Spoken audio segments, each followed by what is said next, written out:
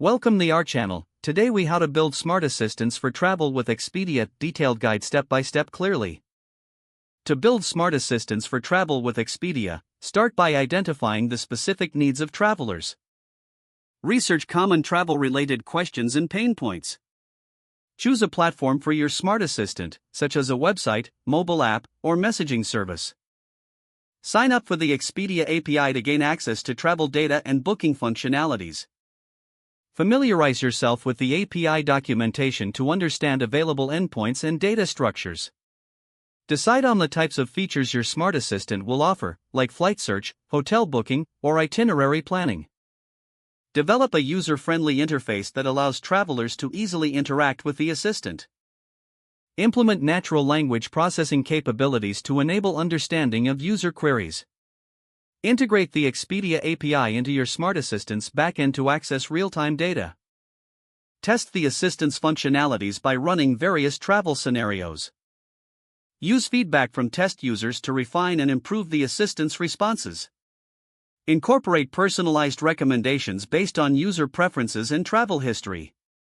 Design a robust error handling mechanism to guide users when their queries can't be fulfilled.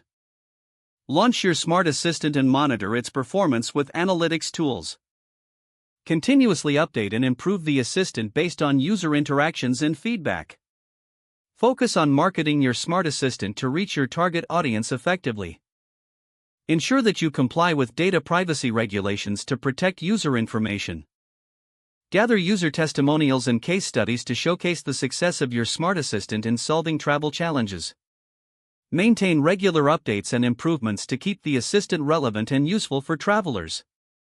If the page does not load, refresh the browser or try again in a private or incognito window. Make sure you are using the correct email address, then retype it carefully to avoid small typos. If your password is not accepted, use the reset option and create a new strong password you can remember.